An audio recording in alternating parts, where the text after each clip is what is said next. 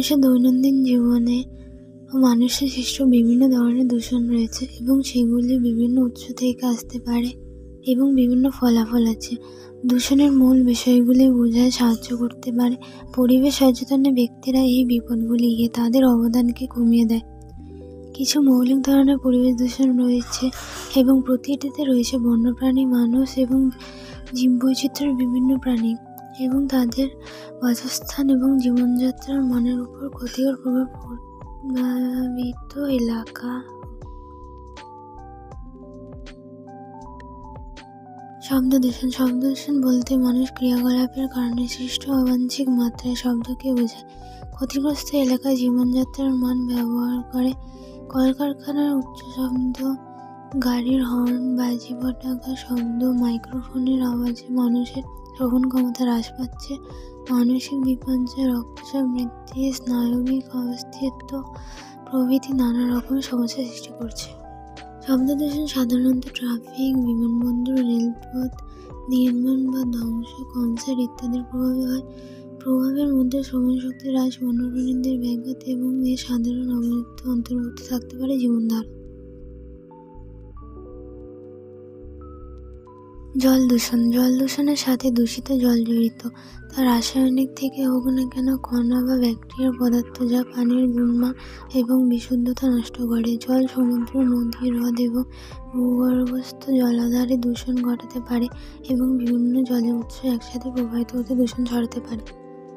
জল বিভিন্নভাবে দূষিত হয়, তার মধ্যে উল্লেখযোগ্য মাটি ক্ষয় থেকে বর্জিত পলি, জল সরবরাহ, মাটি দূষণের লিচিং এবং জল সরবরাহের জৈব উৎপাদন ক্ষয় ইত্যাদি।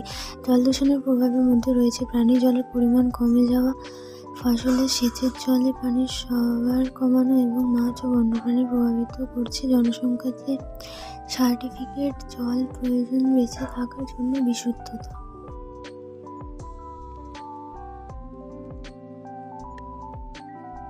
মাটি বা ভূমি দূষণ হল মাটির দূষণ বা প্রকৃতিক বৃদ্ধি বাধা দেয় এবং জমিতে ভারসাম্য বজায় রাখ। তা চাষাবাদ, বাসস্থান বা বন্যপ্রাণীর জন্য ব্যবহৃত সংরক্ষণ করা। কিছু মাটি দূষণ যেমন ফিল তৈরি, ইচ্ছাকৃত যখন আরও অনেক কিছু ঘটনা, দুর্ঘটনা এবং ব্যাপক প্রভাব হতে পারে। মাটি দূষণের উৎসগুলির মধ্যে রয়েছে বিপজ্জনক বর্জ্য এবং নর্দমা ছড়িয়ে পড়া, স্টিপ মাইনিং, বন উজাড় এবং অন্যান্য ধ্বংসাত্মক অনুশীলন, গৃহস্থলী ডাম্পিং এবং আবর্জনা। মাটি দূষণের ফলে দরিদ্র বৃদ্ধি এবং ফসলের ফলন হ্রাস, বন্যপ্রাণীর ক্ষতি হতে পারে। বাসস্থান, জল এবং চাক্ষুষ দূষণ, মাটি ক্ষয় এবং মরুকরণ। বায়ু দূষণকে বায়ুমণ্ডলের কোনো দূষণ বলে সংজ্ঞায়িত করা হয় যা বায়ুমণ্ডলকে বিষাক্ত করে। প্রাকৃতিক গঠন এবং বাতাসের রসায়ন একটি কণা আকারে হতে পারে, যেমন ধূলিকণা বা কার্বন ডাই অক্সাইড বা অন্যান্য বাষ্পের মতো অত্যাধিক গ্যাস যা পারে না প্রাকৃতিক চক্রের মাধ্যমে কার্যকরভাবে অপসারণ করতে। বায়ু দূষণের অন্যতম কারণ হল নিউক্লিয় আবর্জনা, কয়লা পুড়ি, কার্বন ডাই অক্সাইড ছড়িয়ে দেওয়া, কলকারখানার দূষিত গ্যাস, জ্বালানি পোড়া গন্ধ বাতাসে মিশে বাতাস দূষিত হচ্ছে।